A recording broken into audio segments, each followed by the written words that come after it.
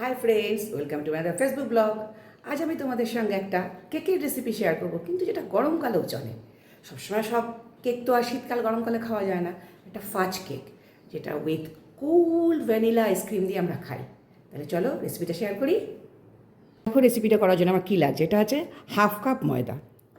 আচ্ছা, আমি এরকম একটা বেকিং ট্রে নিয়েছি, দেখতে পাচ্ছ আশা করি। এরকম একটা বেকিং ট্রেতে আমি এটা বেক করব। বেকিংটা আমি পরে দেখাচ্ছি, আগে মিক্সচারগুলো দেখাই। হাফ কাপ ময়দা, এর মধ্যে আমি নেব হচ্ছে গিয়ে, দেখো এখানে 2 টেবিল স্পুন কোকো পাউডার আছে, নিয়ে নিলাম। এর মধ্যে যাবে হচ্ছে গিয়ে 3 টেবিল স্পুন অফ সুগার, সেটাও নিয়ে নিলাম।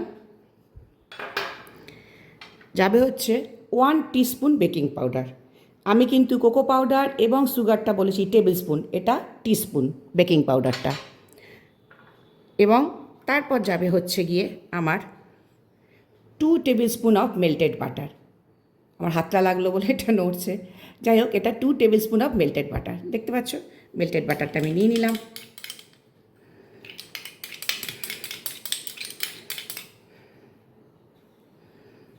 ভালো করে মেল্টেড বাটারটা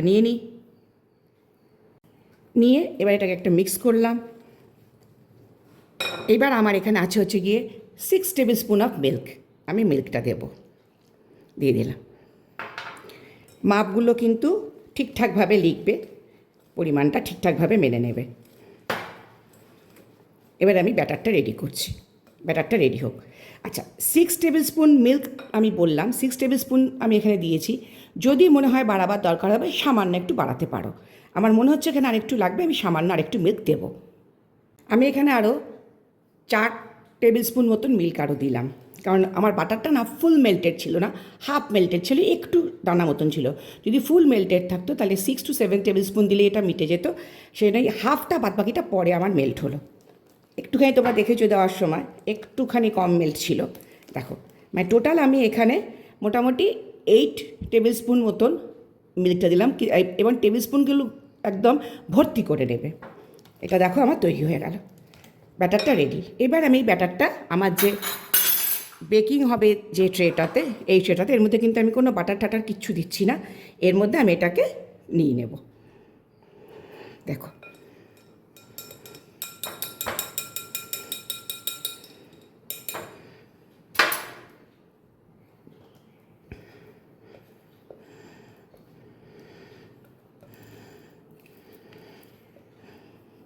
দেখো আমি এটা এইখানে নিয়ে নিয়েছি।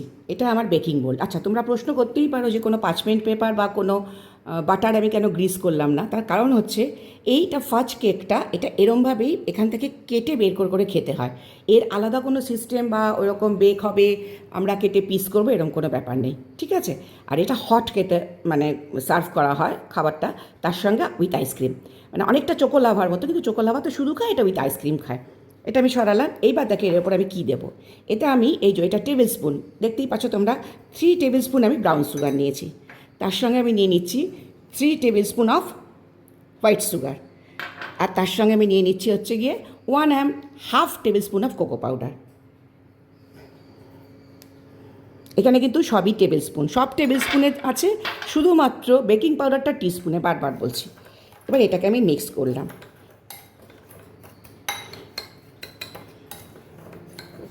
আর ওইদিকে আমি অলরেডি মাইক্রোওভেনটাকে আমার 180 ডিগ্রিতে প্রিহিট করতে বসিয়ে দিয়েছি ফর 4 মিনিটস।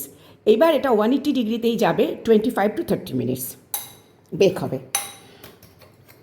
ভালো করে আমি একটু যে লাম্প থেকে থাকে সেগুলোকে একটু গুঁড়িয়ে নেব।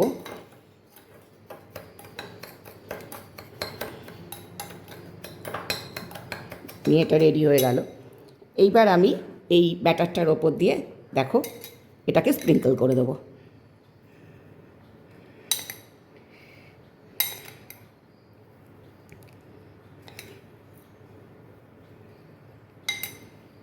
জিনিসটা আমার ছড়ানো হয়ে যাওয়ার পর আমি অল্প একটু ট্যাপ ট্যাপ করে নেবো, খুব অল্প, কারণ এটা কিন্তু এমনি কেকের মতো নয়।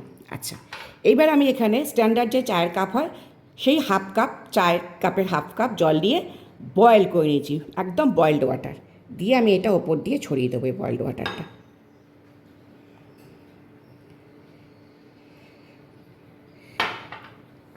একটুখানি নাড়িয়ে দেবো যাতে সব জায়গাতে সমানভাবে বয়েলড ওয়াটারটা পৌঁছে যায়।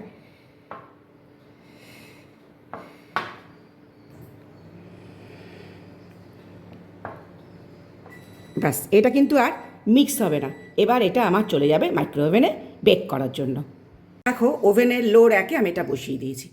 এবার আমি ওভেন বন্ধ করলাম, করে যেহেতু আমার আগে প্রিহিট হয়েছে, দেখো ওভেনে একটা আওয়াজ সেই জন্য হচ্ছে ওই পাখাটা, তাতে আমার অসুবিধে কিছু নেই। আমি আবার কনভেকশনে দিয়ে দিচ্ছি, দেখো 180 ডিগ্রি, এবং আমি সেখানে দিচ্ছি হচ্ছে গিয়ে 30 মিনিটস। দেখো 30 মিনিটস দিয়ে দিলাম, দিয়ে আমি স্টার্ট বাটন অন করে দিলাম। এবার এটা আমার বেক হওয়া শুরু হয়ে গেল। দেখো টার্ন টেবিলটা ঘুরছে। দেখো আফটার হাফ অ্যান আওয়ার আমি ফার্স্টটা বের করলাম, ভীষণ গরম। আমি মিনিট 15 ওভেনের মধ্যেই রেখেছিলাম, তারপরে আমি পাল্লাটা খুলে দিই যাতে কিছুটা টেম্পারেচার বেরিয়ে যায়, তারপরে আমি গ্লাভস পরে এটাকে বের করেছি। এটা এরকম হট অবস্থাতেই সার্ভ করতে হয় উইথ আইসক্রিম। তাহলে আমার হট চকলেট ফাজ কেক রেডি। তাহলে এইরকম সুন্দর সুন্দর আরও কেকের রেসিপি দেখার জন্য তোমাদের কী করতে হবে, সৌরেন্দ্রিস কিচেন এই ফেসবুক পেজ এবং ইউটিউব চ্যানেল দুটোকে লাইক, কমেন্ট, শেয়ার, ফলো এবং সাবস্ক্রাইব করে ফেলতে হবে। Thank you, love you all.